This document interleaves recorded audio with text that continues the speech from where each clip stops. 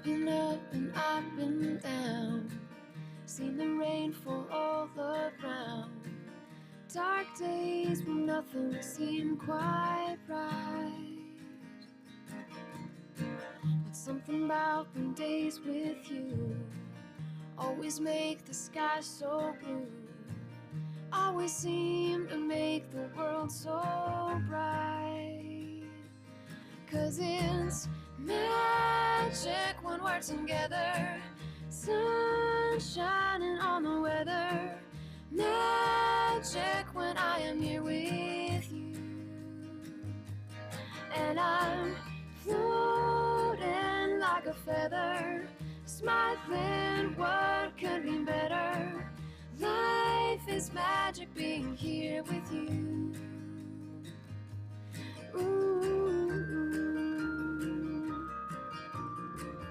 Life is magic when I'm here with you.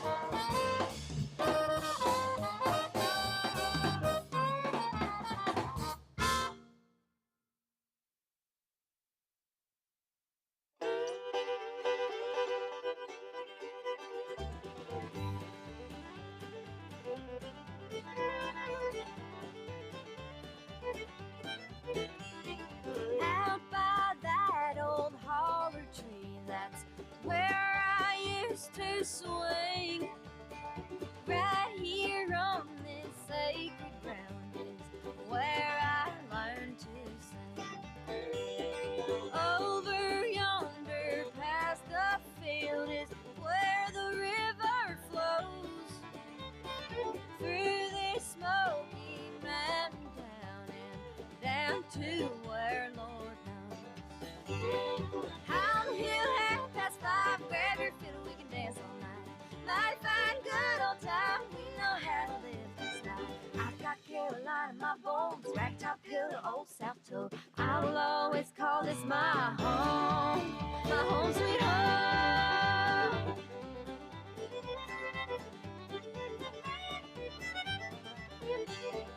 Some say it's just countryside and city folks can't see wonders of a simple life, no other way for me. But sometimes I take the route out past the old smokestack. Every time I leave this place, the wind calls me right back. On the hill, 5:30, grab your fiddle, we can dance all night. Might find good old time, we know how to live this life. I've got Carolina in my bones, ragtop hill to old South Toe. I will always call this my home sweet home.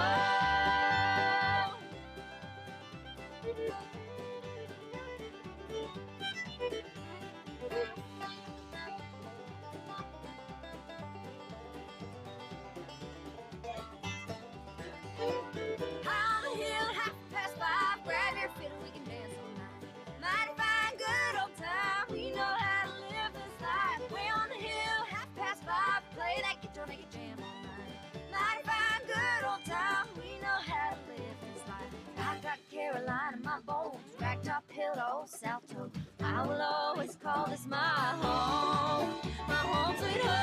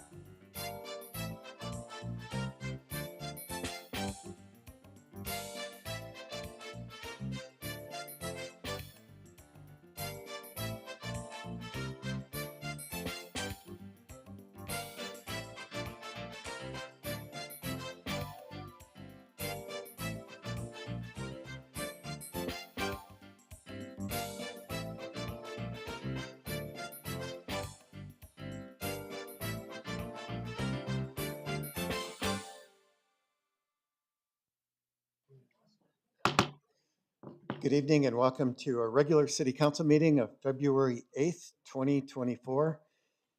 Just so our audience is aware, just the flow of the evening is we have a consent agenda, an action item that will include a few different things and then announcements at the end. So with that, I'd like to call this meeting to order, and clerk, please take the roll. Mayor Hartke, Present. Vice Mayor Harris, Here. Councilmember Encinas, Here. Councilmember Ellis, Here. Councilmember Stewart, Here. Councilmember Orlando, Here. Councilmember Poston. Here. We have a quorum. Thank you. Our invocation will be led by Susan Stevens Clark, our Chandler Baha'i community, our Pledge of Allegiance by Vice Mayor Harris. But before you pray, Council, we had a Chandler resident who was a Marine that was killed in this helicopter crash off of California. It was just announced an hour. So if we could have a moment of silence and pray for the family, and then if you would lead us.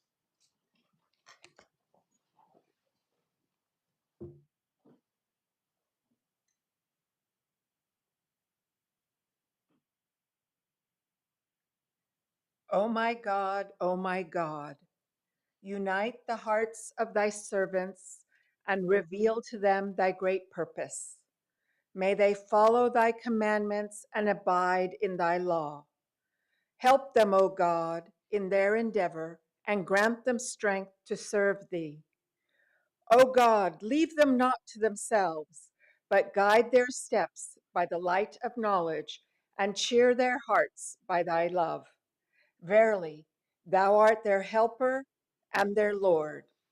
Amen. Amen. All right, please join me as we recite the Pledge of Allegiance.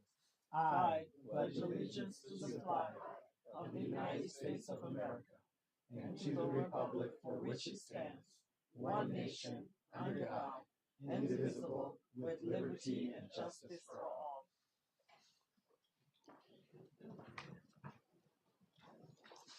Thank you, Susan Stevens Clark. Thank you, Vice Mayor. Council, before we vote on the consent agenda, I do have one speaker card on one item. I believe Councilmember Stewart, you wanted to move an item to action? Yes, Mayor, thank you very much. I'd like to move item number 10 to action, and we'll take a vote as a body on each item individually. On, well, I think at that point, I think I'm not sure we can move it to action, but I think if council wants to vote on them as one, we can. Well, I just need some clarification on 3 of the items, but if I can get that, then we can go to a Yeah. vote. Okay, thank you, Mayor. Yeah, there's like, there's a bucket load of those 30, 40, and I would Fine. rather address any concerns anyone has and maybe address those individually, but if we're in agreement on 95%, let's vote on those as a corporate unit. I understand that, Mayor. And if we're adding ordinances that we could fine residents or give them tickets, I think it's important that we take our time and go through those. So, but I understand what you're saying, and so when we get to it, I think I'm comfortable with almost everything on here, and I think another council member has a question about some, but So you would like to move that to action? to action, and we can vote on most of these as a, thank you. Great. Okay, so before we make a motion, if I could call up Yuri, and I apologize, Kanaguchi. If you could please come to the mic, and Ms. Yana Kanaguchi, if you could please state your name and address for the record. Yeah, up to there. You'll have up to 3 minutes to share your comments. The light will be green. At 2.5 minutes, it'll turn yellow. When it's red, please wrap up your comments if you have not already. Okay, all right. My name is Yuri Kawaguchi. I live on Evergreen Street. And then I believe there's a plan to put a duplex on the corner of Highland and Amasco. I was trying to get my neighbors to come with me, but I think they are just kind of giving up because city will just ignore us. So I'm just here to represent, to be heard. Um, we I'm not sure what kind of housing it will be. There was not much details. It just kind of said like how it would look like, but just kind of we have a lot of issues that just north of there, and then we have a lot of police presence, and then we also have a huge um, problem with number of cars that use that street. It's 100% residential street, but we get like maybe a car every 5 seconds, and that they do not follow the traffic rules. We have seen people racing on that street. there's not even a line in the center. So there's speed bumps, but it's so small that people just go over it like there's nothing there. And so with that duplex, I believe there will be like 8 duplexes, so like 16 family moving in there. And that would increase the traffic. And because there's a Walmart there, and people will be going to Walmart and they'll be using our street. And then that will just kind of create more issues. And we have brought this up to the city and the police department, but nothing has been done. So I'm just here to kind of have my voice heard. And then is that like a affordable housing? I believe the county is kind of giving out grants. So just wanted to find out what who will be moving into those duplexes, and just here to find out more. Yeah, thank you. Is there someone that could answer her questions? So this is part of our agenda, and that this is not affordable housing unit, Okay. and so this is Oh, a normal rent. Yeah, maybe David, just Good evening, Mayor, Council. The project that the resident is referring to is on the consent agenda. It's called Highland Place. They are proposing 4 duplexes, so it's eight units total. They are going to be for sale, so we don't know at this time like who's going to move in there. But it went through the public hearing process. They had a neighborhood meeting, got some comments from the neighbors, and went to Planning and Zoning Commission, and now it's before the City Council for review. okay. Thank you, Mayor. Councilmember Stewart. David, what were the questions from the neighbors, if I might ask? The neighbors were concerned about the distance from the proposed duplexes, specifically the neighbors to the east. And because of that, the applicant did move the duplexes to the west and created a pretty significant buffer, landscape buffer between the duplexes and the property to the east. They also made some other accommodations. There used to be, originally there was a Ramada and amenity on the southeast corner of that project, and they ended up moving that towards the center of their property so it doesn't create any kind of noise or disruptions to the surrounding neighbors. Thank you, David. And one follow-up question. Can we do something like the traffic issues and speeding and the racing? Can we get extra patrols in that neighborhood? Maybe we can put a stop to that here sooner than later. And then I think Councilmember Orlando has a question. yeah. Thank you. Yeah. Thank you, City Manager. Thank you. Councilmember Orlando. Yeah, and I was at the neighborhood meeting, as you know, David. And, there was about 3 neighbors showed up. They had the initial concerns, which no, I know you weren't there. Otherwise, you and I would have talked, I'm sure, earlier. And, the couple that lived right next to that project was there, and another neighbor. They were happy with the changes. I think your neighborhood actually spearheaded these changes, so I appreciate that. At least the majority that was there at the time. Again, unfortunately, you couldn't be there, but, and the other thing is the speed bumps. I know that did come up, David, in a sidebar. And, we were supposed to take a look to see if we could make them more robust. Now with the fire station and stuff going in there, potentially there might be a busier intersection. So I understand your concerns with that.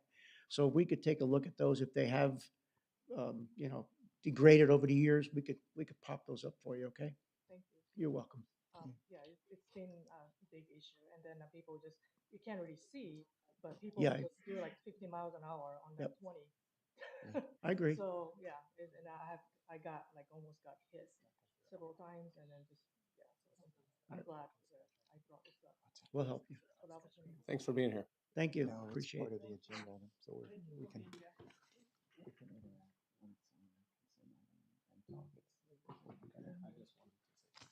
Yeah. Vice Mayor. Yes, everybody went to their seat. I just wanted the neighbor to know we hear you, and we're going to do something about that. And Josh is going to get working on that for us. And thank you for bringing your concern to us. Okay. Council, that's the only item that's on consent. And Councilmember Orlando, I know there is something related to the consent agenda that Yeah. that you had moving something else. So if I'm I'll going make to a ask if motion. you would please make a motion. I make a motion. Thank you, Mayor. So we picked up an action item, but we're losing one. So I guess we're okay. We're 50-50 here. Um, I move that we approve the city council regular meeting with the items 1 through 21, with the stipulation we're moving 10 to action and move to item 23 to consent. And I want to thank staff for helping us work that issue. I know it was your first case. Thank you very much. And we certainly appreciate you working with the developer and making this happen. And, this is something council has been looking at for the last few years, as well as P and Z, that sometimes projects, a developer will come in, put one phase in, and then we forget about the second and third phase, and we're left with this corner that has vacant land. So those vacant lands, you could see that. So we try to put the stipulation here that says everything must be built concurrently or within a reasonable amount of time before you get your permit, so that we're not left with vacant land there. So I thank you for working that issue. So that's my motion, Mayor. And I second that, Mayor. Do I take time also to expand on that? You No, could- just second the. No. Thank you. Thank you. Thank you, Council, we have Councilmember. a motion and a second. Is there any recrusos or anything else? If not, please vote. Councilmember Poston, Yes. motion carries unanimously. Thank you so much. And we will we'll tack 10 on the end of those, the ones that we're currently looking at. So we'll go through the others and then move this at the very end of what we're doing. Our action items. Next is Resolution 5776. And Council, this has to do with the recognizing the harm of violence amongst youth in the community and are condemning all violence amongst youth in the community and reaffirming the city's commitment to investigate and prevent youth violence. It also states the current things that we are engaged in. Certainly, we want to be as robust as we can, and this is certainly setting the stage for, I believe, a new conversation with our community in terms of this. There are some things to be, we've got a number of speaker cards before we vote on this, but I know that there are other things that will be coming in terms of proactive measures on a part of council related to looking at and potentially changing a social meeting ordinance, as well as some other gatherings and whatever else might come. But before, Council, do you have any discussion point on this before we call our community? All right, why don't we call we have 3 speaker cards here. If I could have Melissa Sacante. If you come up, please state your name and address for the record, and you have up to 3 minutes to address us, and then any further conversation, since this is on action, we can have. Okay, my name is Melissa Sacanti. I am a resident of Chandler. I'm choosing not to disclose my address for safety reasons.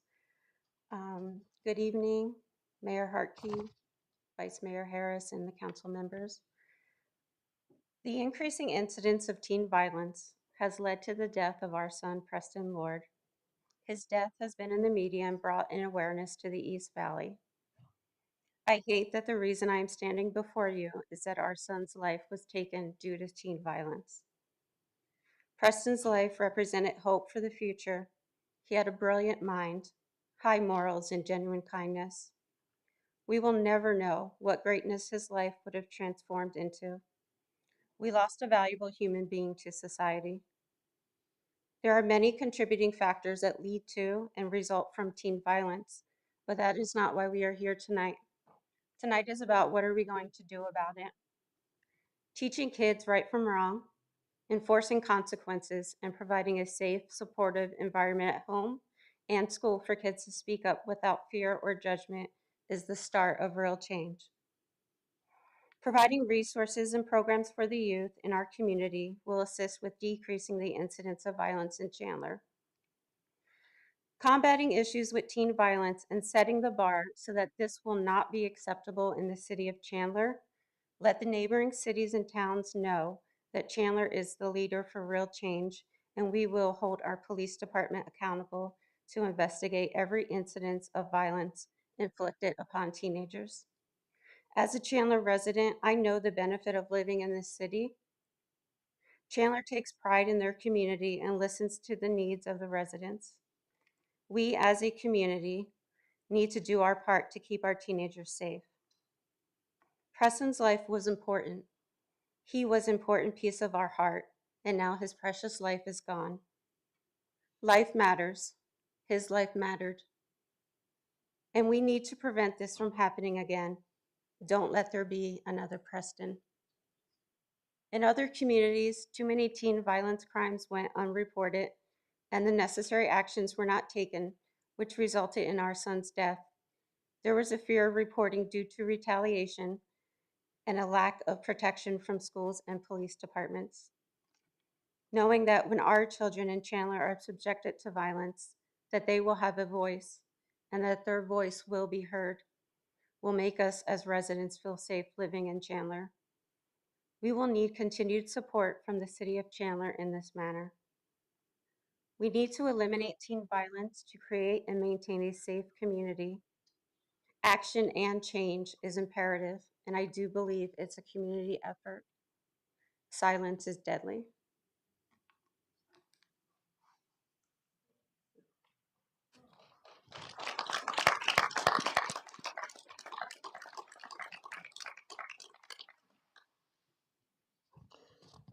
Our next speaker card is from Nick Lord.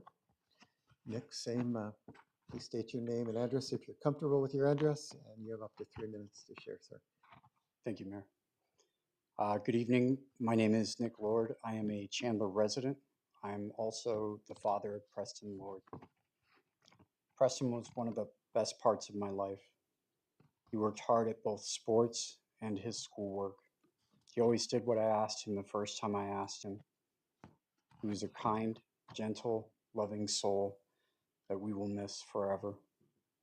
The acts of violence committed against my son on October 28th and how he died as a result will unfortunately also remain in my mind forever. This did not happen in Chandler, but I think we can all agree that the impact of youth violence is far more widespread than we all could have imagined at this point. I've seen some of the things that the City of Chandler is doing to combat this epidemic, but I'm here tonight to urge everyone, residents, the City of Chandler, to think about what else can be done to prevent this in our community, to continue to partner with each other to develop strategies and programs to prevent any further acts of violence. I'm also asking that we hold everyone to a higher degree of accountability. Our community cannot afford complacency. It's important to me and my family that we are a part of this solution, and I know that many of you here tonight feel the same way. I always told my kids that if you want to do better, you have to be willing to look at yourself in the mirror at the end of the day and say, I can do better. City of Chandler, we can do better. Thank you to everyone that continues to support us, for allowing me the time to speak here tonight. And thank you for the City of Chandler for supporting us as well. Thank you. Thank you.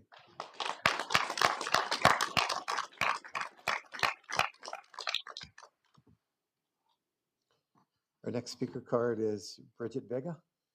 Bridget?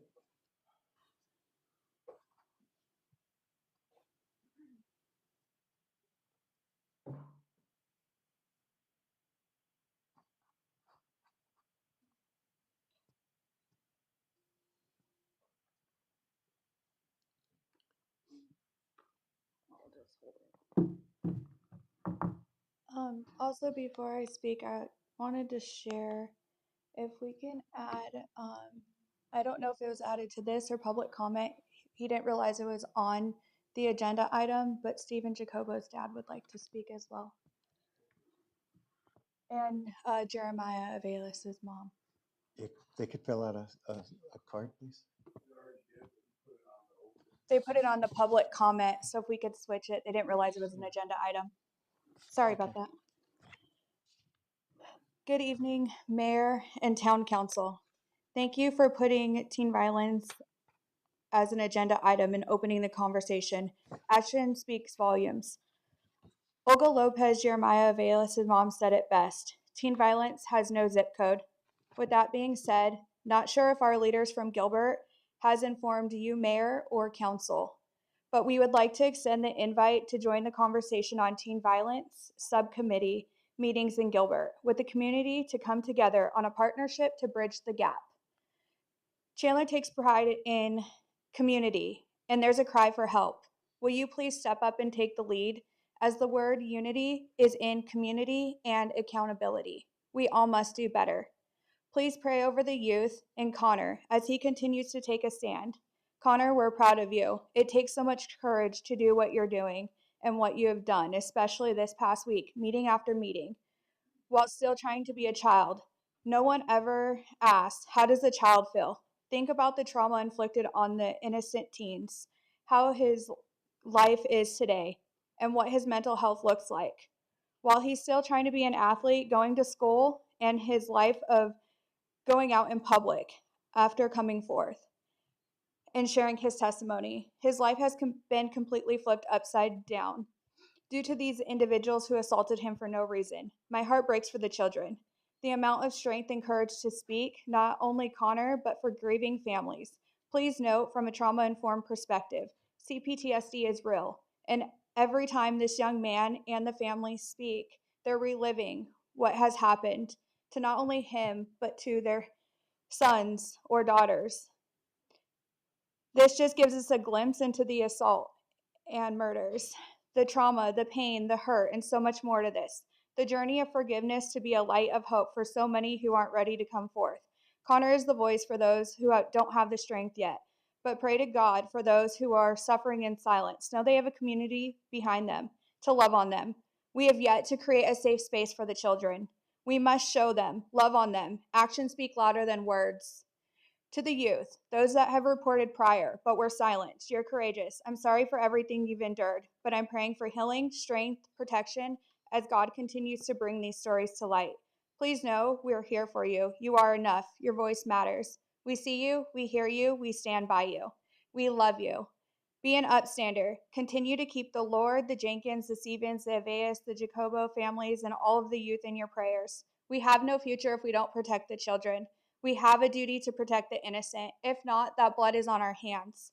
If we can, take a moment of silence for the youth who've been assaulted mentally, physically, sexually, and for all the innocent souls of the children who were wrongfully murdered due to teen violence, and keep the youth as well as the families again in your prayers. Justice for the youth as well as justice for Preston, Lord. If we can take a moment of silence.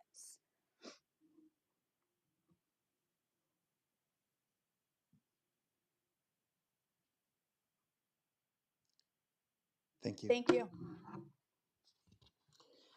City Attorney, there's no problem with shifting these? Great, okay. All right, that adds two more speakers to this. We have Olga Lopez.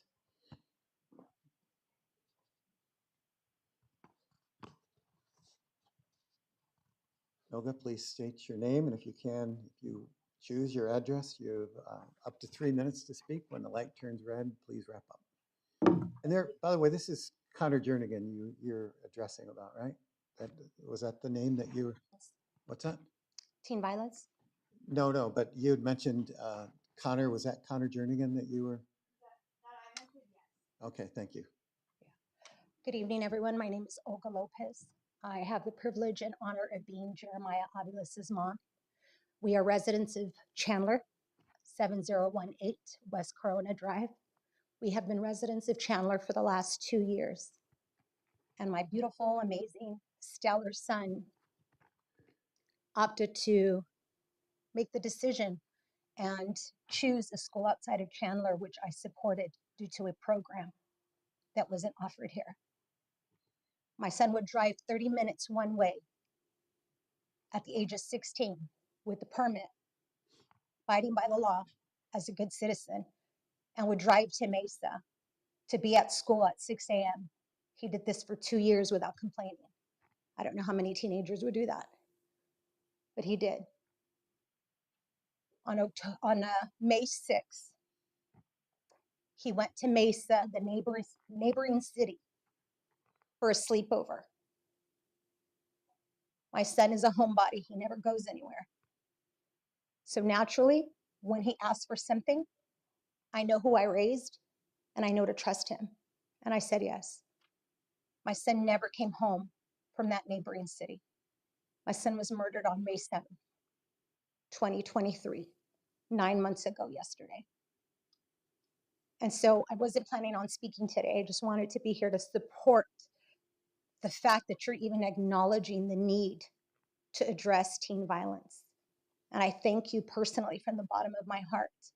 And this is just the beginning. And I hope and pray that the neighboring cities would take a look at what Chandler is doing and that they would also choose to lock arms in community. That we stop looking at the boundary lines, which is only one street side. Literally, it's a crossing, a crosswalk. That's what divides our cities. And that we stop looking at each individual city as if it's its own and we don't want to play in someone else's sandbox. Our kids travel. And so we have to ensure that we lock arms and model for our kids what it is to be in community. And so I hope and pray that you will also receive the invitation that was extended to you today to be part of that collaborative and show the other cities how effective this is going to be. Thank you. Thank you.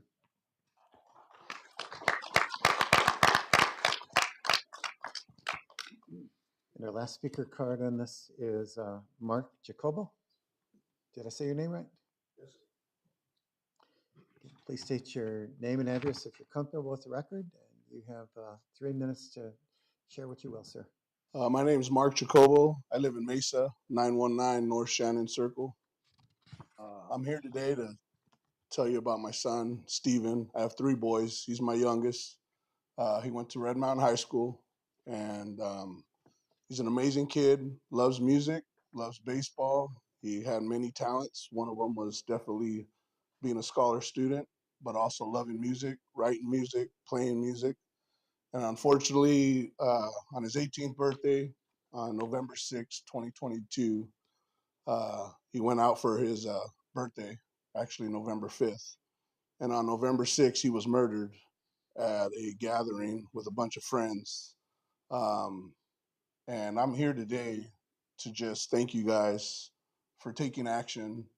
Unfortunately, we're dealing with a lot with not only was his murderer arrested once, the state released him for a whole year to wait for Mesa police to rewrite a report, not only once, but 3 times. And about 2 weeks ago, they finally arrested him a second time and finally pressed charges for second-degree murder. But as Olga is saying, we appreciate you taking charge. Again, we're all one state. These kids are getting killed daily, on a daily basis, from other cities. And hopefully these other cities could piggyback with you guys on gathering together to take proper actions to not allow any other parents go through what we're going through. With that being said, to honor my son's love, that he loved everybody, that he impacted so many people, teachers, adults, kids, me and my family have came up with a foundation to, it's the Stephen Benito Jacobo Foundation, to bring awareness, educate, and also support families that are dealing with gun violence against our juveniles. So again, I thank you guys for taking action, and hopefully you guys could call upon other cities to take action as well. Thank you. Thank you.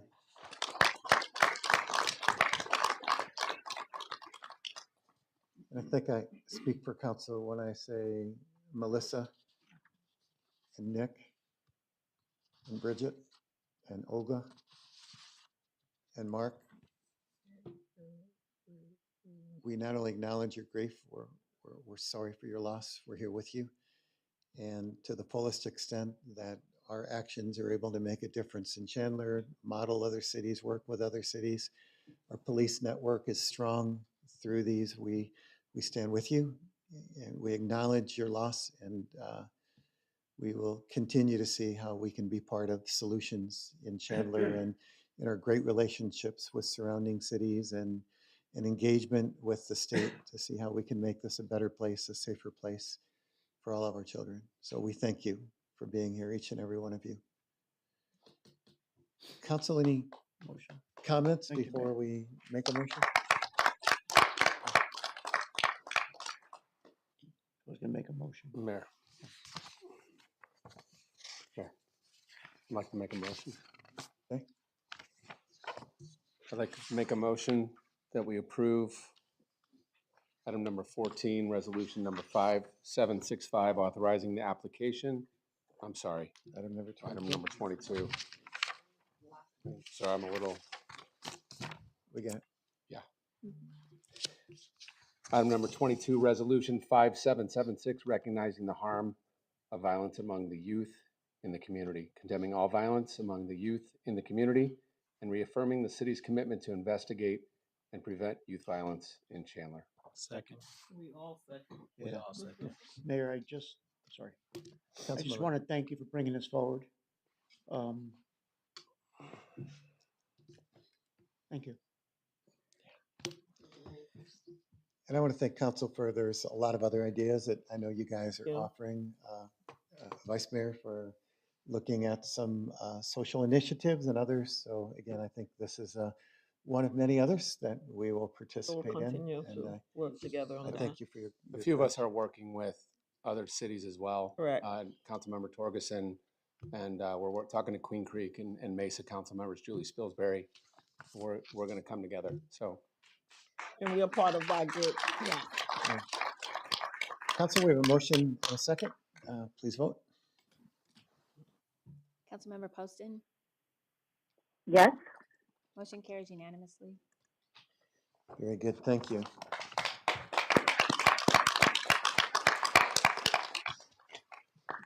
Vice Mayor, you're being the applause starter here tonight, aren't you? All right, we had moved item number 23 to consent. We took item number 10 off of consent. Let me just start with Councilmember Encinas, and then if there's any, I know Councilmember Stewart, if there's any particular statements, if we can make a motion that would include most of these, or if any of you want a separate vote on one, we can vote for that. I think I understand that you just wanted to be known that you, while supporting the body of these, you perhaps would like more work or do not support something. And if we could entertain those with comments and vote on all these, that would be great. If we want to pull them off, we can do that as well. So, Councilmember Encinas. I don't have a comment or statement for my item, so I'll pass it forward to Councilmember Stewart. All right, Councilmember Stewart. thanks very much. On the home-based business piece, I just want to make sure we're clarifying that, and I think I covered this in the study session, but for me to approve this, I need to make sure that there aren't going to be any hindrances to micro businesses in the home. I understand that we're worried about traffic and things like that, but the lifeblood of our community is entrepreneurship, and I just want to make sure this is not going to hinder us. Is there any language in this ordinance that states that people will not be able to do business in their home, or in the other vein, is this opening it up? Good evening, Mayor, members of the council. Great question through the mayor, Council Member Stewart. If I was to understand your question, you were asking with the home occupation code amendment. Number L, or letter L. Yep. Well, I have a slide for that. Let me just throw it up here. There we go. Yeah, so currently within the city of Chandler, we don't have home occupation outlined within our code. It's defined, and by policy, we've allowed for home occupations to occur within a single family zoned or a single family or a residence, pardon me, a residential property. But under that, there were certain limitations that would occur. Currently, you are unable to have any employees or customers come to the home. It would need to be conducted all within the principal dwelling unit. There would be no signs. There's even some language that says inventory should be limited to the size of a small closet. So with the code amendment, we were hoping to allow, we hear quite often residents wanting to be able to use their property for business type related uses. So we wanted to open it up. We weren't totally opening it up. Under the proposal, we would allow certain uses, but not limited to personal services, consulting, therapists, piano lessons, a seamstress, beauty services, photography. We do have language in there that would prohibit motor vehicle services, any animal services, massage therapy, and general medical offices. Under the proposed code amendment, you would be able to have one employee and one customer at the same time on property, as recommended by Planning and Zoning Commission. Businesses could occur within a residential property between the hours of 8 a.m. and 7 p.m.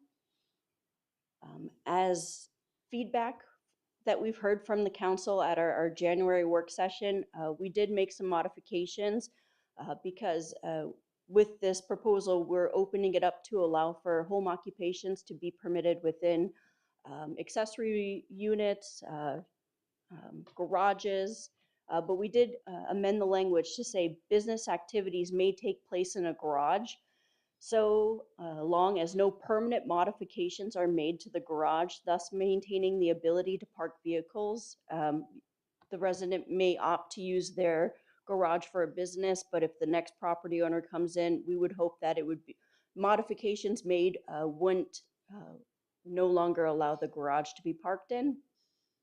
There's also language in there that gives us the discretion that, you know, any activity that occurs, it should not generate any vehicle or pedestrian traffic that alters the characteristic of the neighborhood. You know, the whole purpose of how we regulate home occupations now is we don't want it changing the residential characteristics of that neighborhood.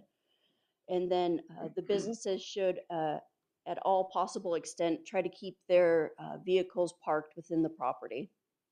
At Planning and Zoning Commission, commissioners did add that swim lessons be added as a permitted use.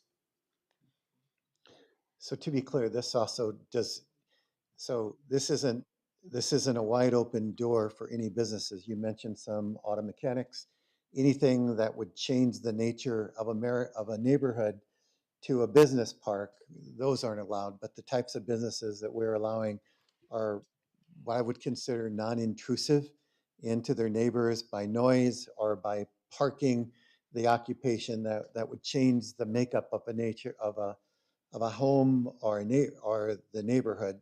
So suddenly there wouldn't be cars parked all over the place, or a home full of students or whatever else, correct? I mean, it adds businesses, but it still ensures that this is a neighborhood and the neighbors have their ability to enjoy their house in the neighborhood as a neighborhood and not a business. That'd be a correct statement, Mayor. Okay. Okay. I've got Oh, go ahead. I've got one more and then a comment. On the item number N, on the property maintenance relating to vehicles, trespassing light, landscaping maintenance, et cetera. Can you tell me what's the penalty on the trespassing light? And then who decides what's trespassing? Is it a subjective or do we have some sort of metric that we use? I get it's an issue, but we've got some houses now that we're growing out or building out that are pretty tight. And so how are we going to manage that? And then what is the penalty? And then how far does that penalty go? If, like, let's just say I'm not moving my spotlight in the backyard, not me, I'd always move it. But my neighbor is being a little difficult. What's the remedy? And do we ticket? And then does that go into probate? And can they lose their house? I mean, what's the slippery slope here is what I'm worried about. You just took us off a cliff right there. So. It's more than, yeah. The city attorney wants to address it. City attorney. Could I help out on that one? Yeah. Mayor, violations of Chapter 30 for the most part are civil offenses. Okay. Which means you'd be cited and subjected to a fine, which goes through our municipal court system.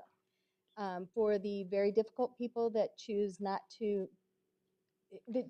to not resolve the problem and they continually get cited, it could be elevated as an habitual offender to a class 1 misdemeanor.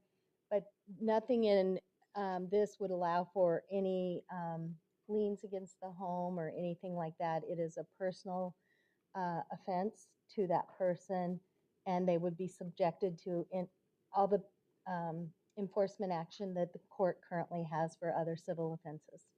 Thank you for that clarification. And just to be clear, has the state of Arizona, are you familiar with any cases in Chandler where somebody has, where this has continued and somebody's actually lost their private residence, or it's been put on lien? What lien means that when they sell it, they have to then pay the fine from the proceeds of the sale, yeah?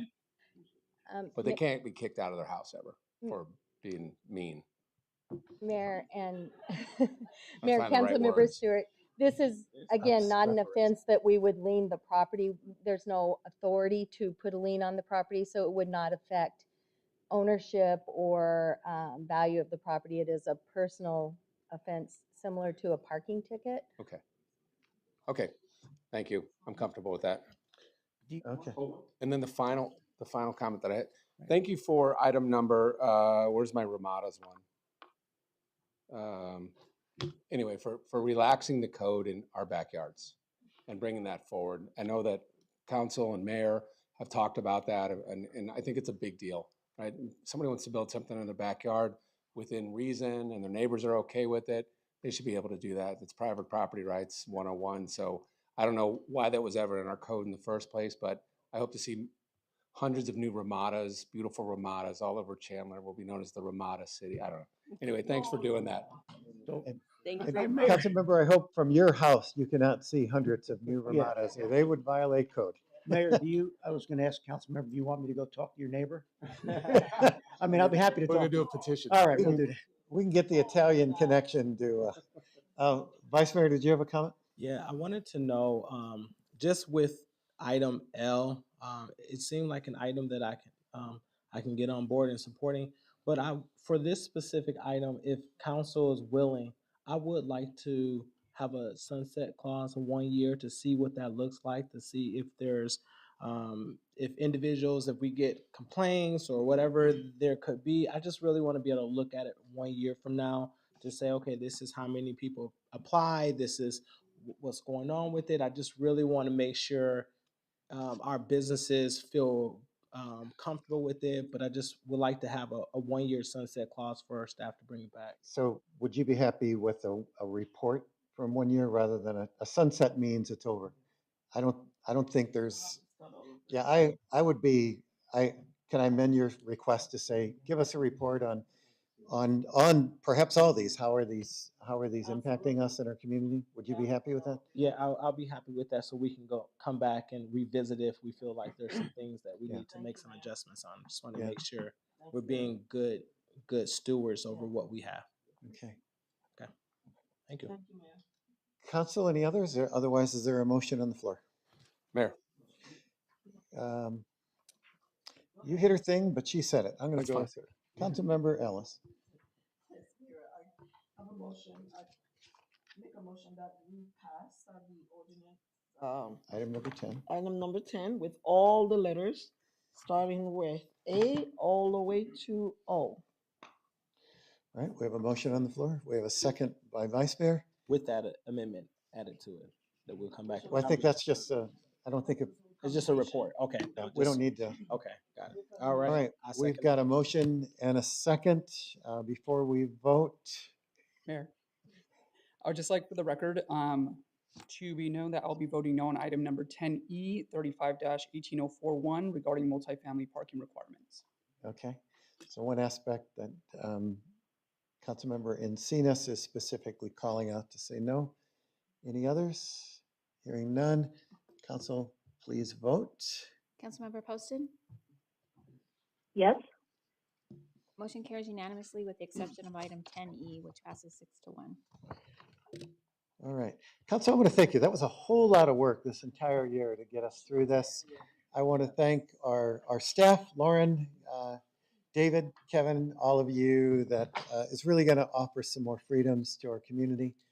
I just think it is an excellent thing that we can move that direction. All right. Council, do we have any, I don't believe that we turned any, do we have any other unscheduled public appearances? Oh, we got one more. I'm sorry, I'm missing this.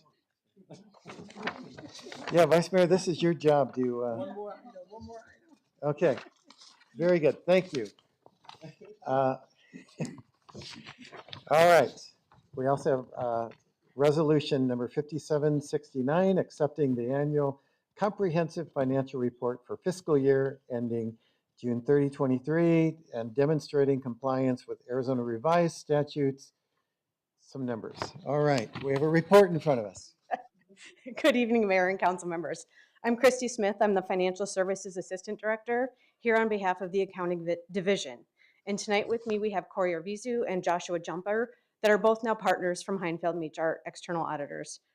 Just a quick note, last time we met and presented, Joshua was a manager and he's since been promoted to partner. So congratulations to Joshua. Ultimately, they're both here to present on the fiscal year 22-23 audit process and requirements. This is the first year of the contract with Heinfeld Meach. However, we've had contracts in the past with them.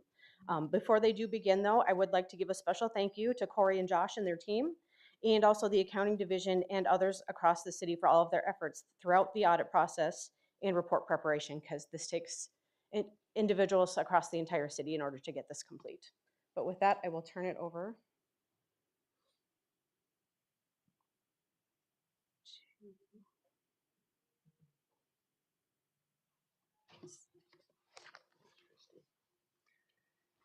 Good evening, Mayor, members of council and management. We appreciate the opportunity to present the results to you for your 2023 audit. As indicated, my name is Corey Arvizu, partner, and along with me is Joshua Jumper, partner as well. So 2 partners for the price of 1 on this audit, and I will give credit where credit is due. Joshua managed and led the vast majority of this engagement. So with that, I believe the audit reports have been included in your packet. That includes the annual comprehensive financial report, our single audit, which focuses on some of the control areas, as well as your federal funding, as well as what we call communication letter to governance that somewhat wraps up the report.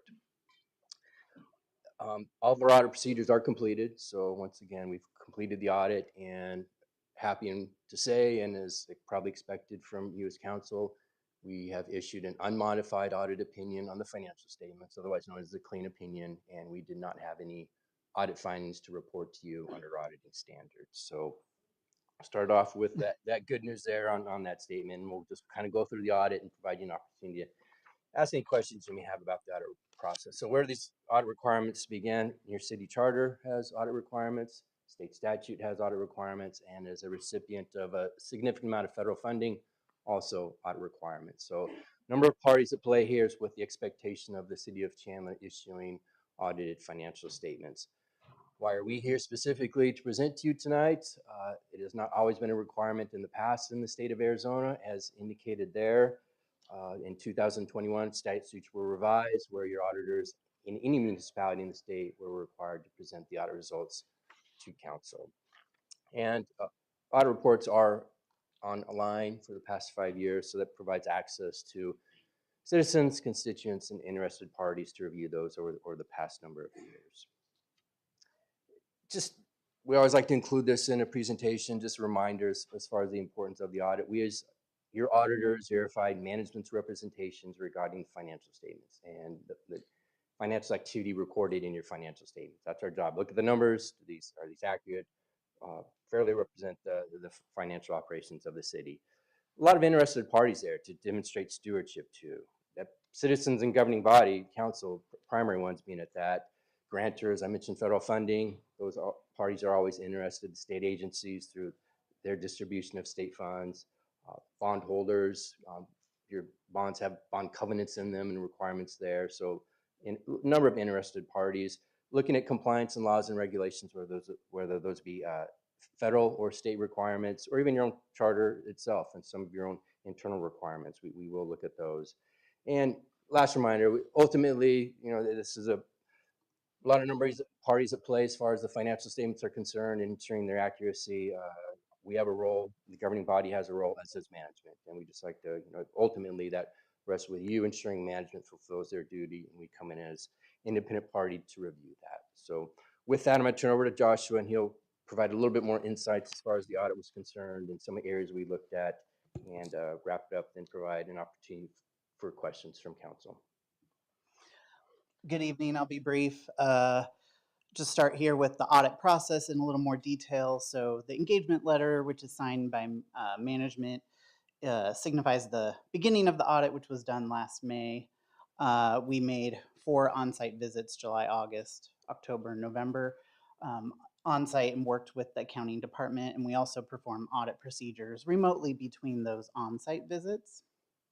And the audit reports have been issued both in December and January. And as Corey mentioned, the audit reports that were issued and included in your packet as well.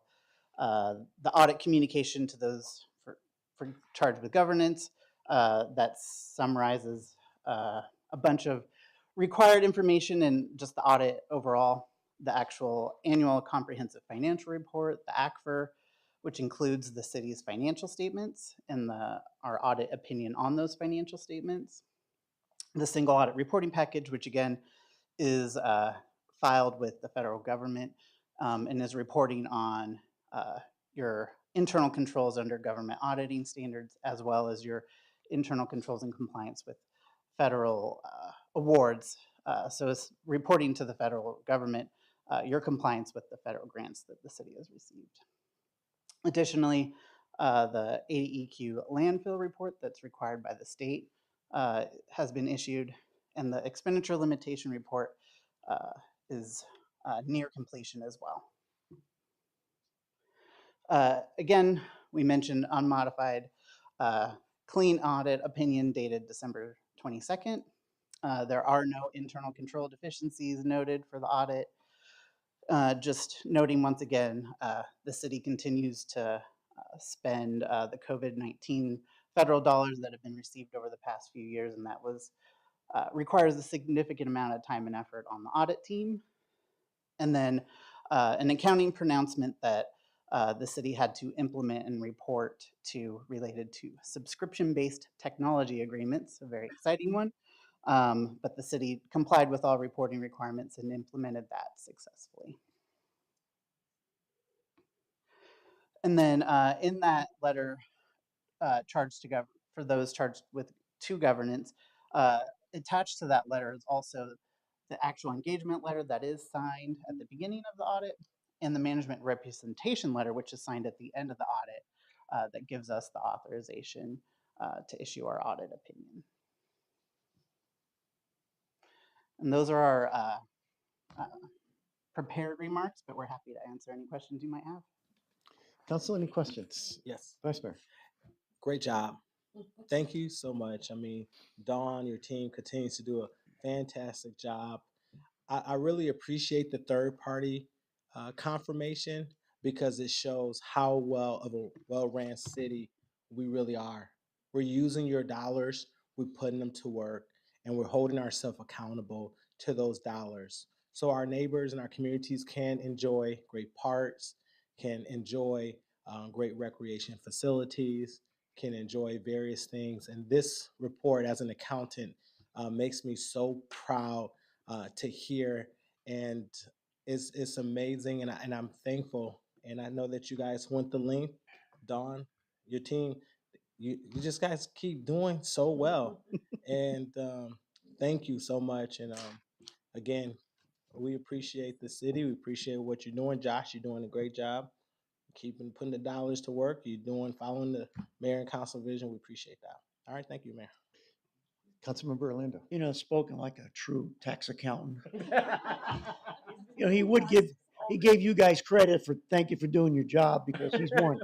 Well, anyway, we'll let that go. Hey, I do have a question, and so we do COVID audits with the federal government. Is this is this a redundant audit, or this stuff that you do, does that get back to the federal government as well? Help me connect the dots for me if there is any dots to connect. So in the single audit reporting package, which is the report that gets filed, it includes the schedule of expenditure of federal awards. So all the federal dollars that the city has received and is spending. So in relation to COVID-19 funding, the federal government has deemed a lot of those monies higher risk. So they're under more audit scrutiny. So we may be looking at it from that standpoint, but different agencies or entities may also be looking at it for other reasons as well. So my question is, thank you, I appreciate that. My question is, do we forward this audit to the federal government as well in order to make sure we're synchronized with those federal agencies?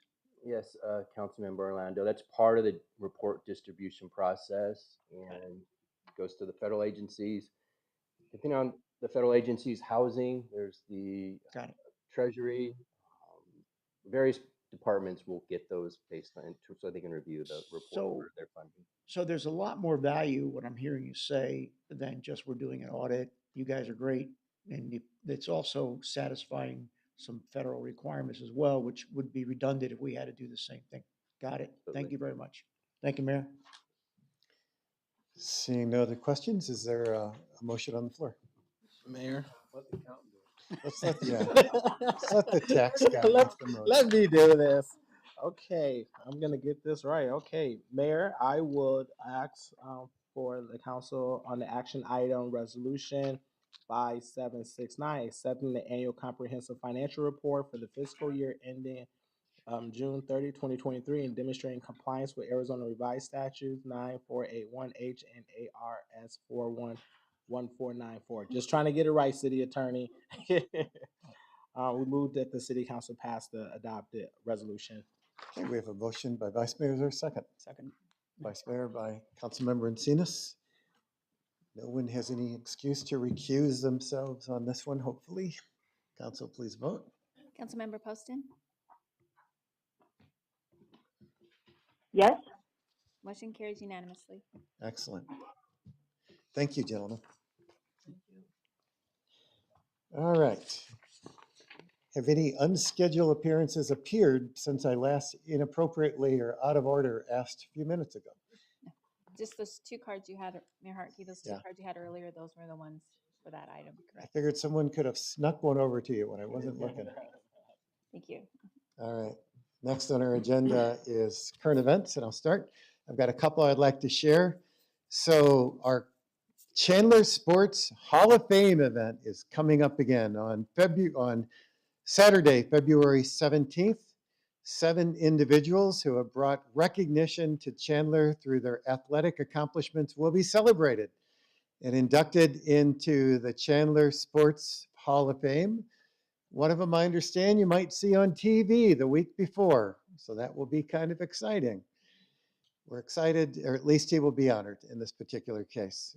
We have a lot to be proud of, from skateboarding to golf and volleyball, football. These athletes all show an impressive talent and dedication to their sport and community. And tickets for the event are available online through Eventbrite, and additional information can be found on chandleraz.gov. Look forward to this annual event of honoring some of our Chandler residents. And number 2, I am very excited to invite each and every one of you to attend our annual State of the City address. This year's event will focus on what brings people together and takes attendees on a game board adventure to highlight Chandler's successes from last year. And council, there were a lot of successes that we are celebrating this year. Doors will open at 5:30 p.m. at the Chandler Center for the Arts for our pre-event reception with favorite games to enjoy and free food samples from local vendors.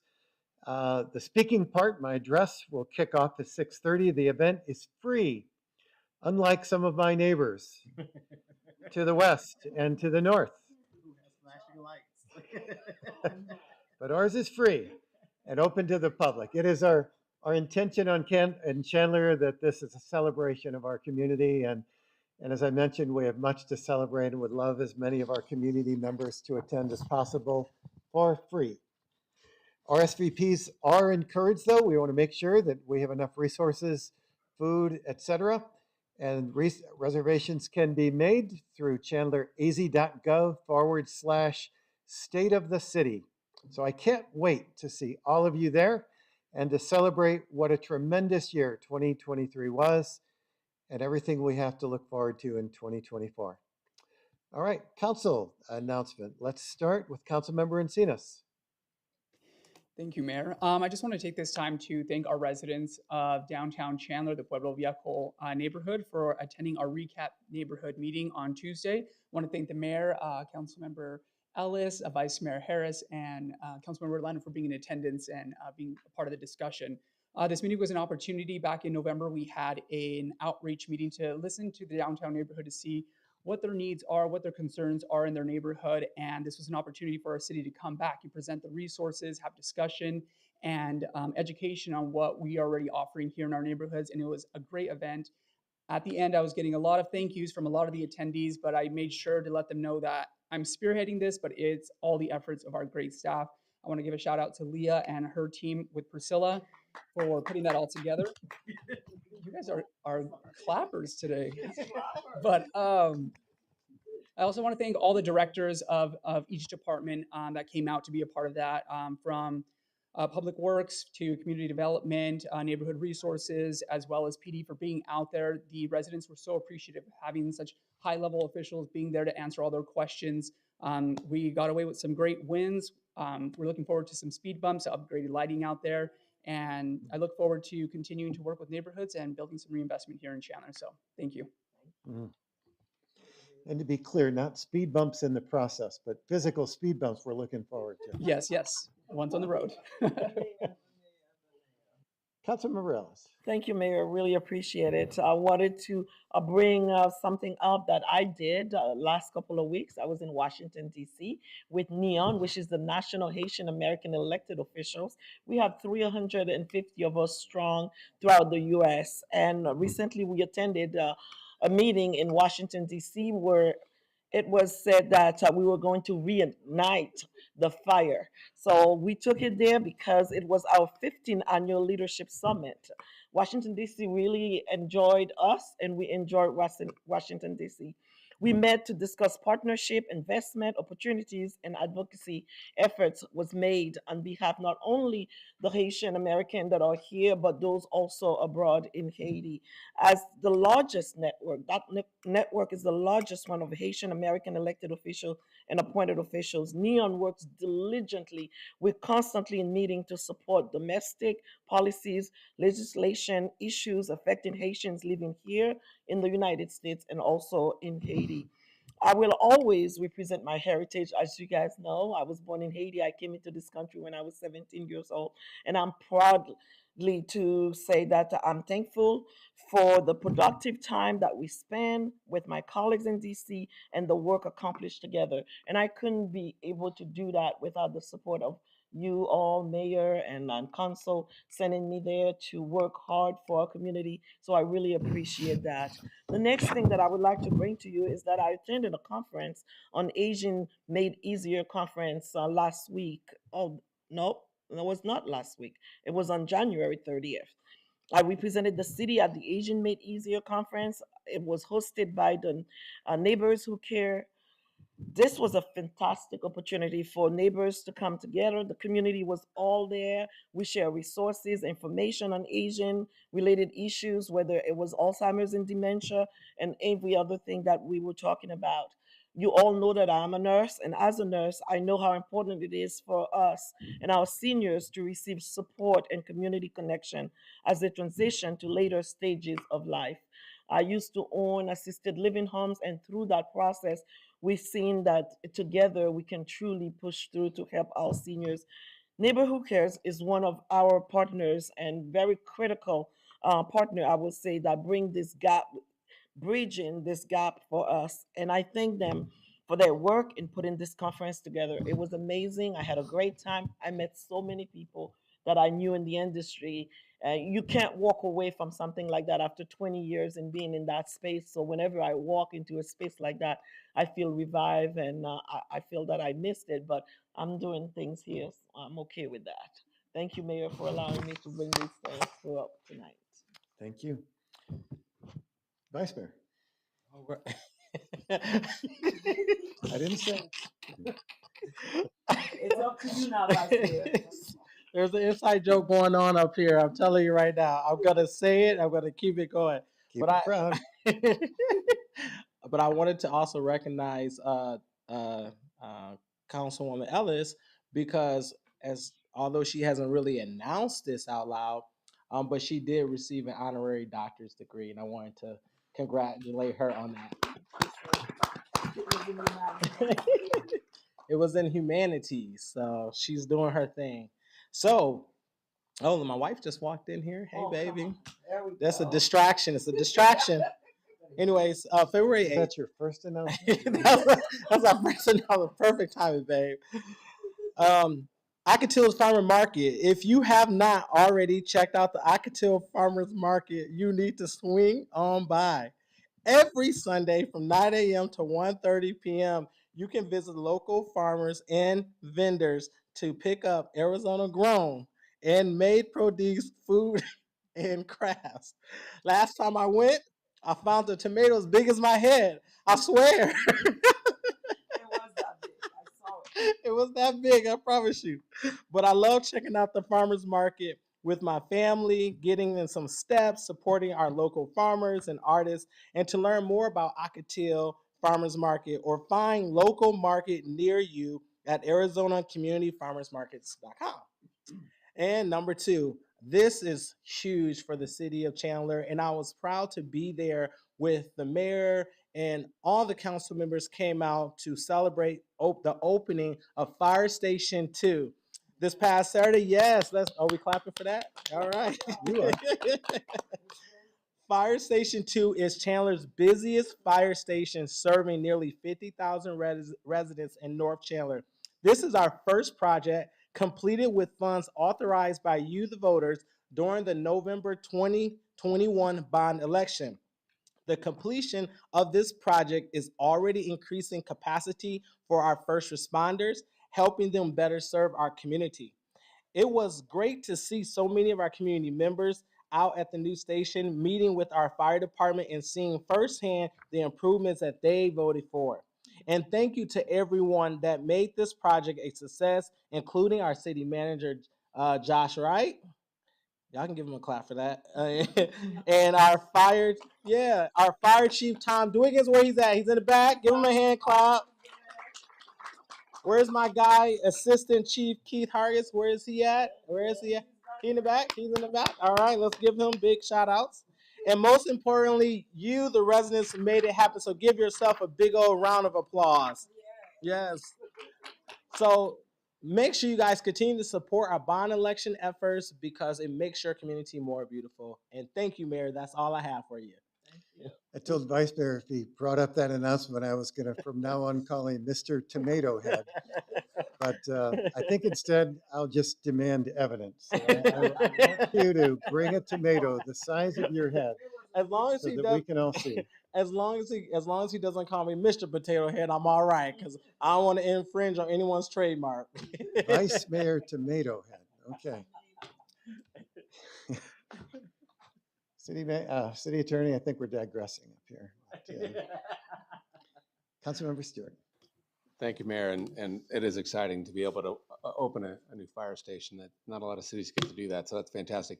Probably gonna get murdered for this, but Judge Scoopin is our recent hire and our magistrate, and I'm proud to let our community know that Chandler's very own Judge Scoopin has been appointed to serve 2 roles with our Arizona Supreme Court. She's been named a member of the Arizona Judicial Council and the chair of the Arizona Supreme Court Committee on Limited Jurisdiction Courts.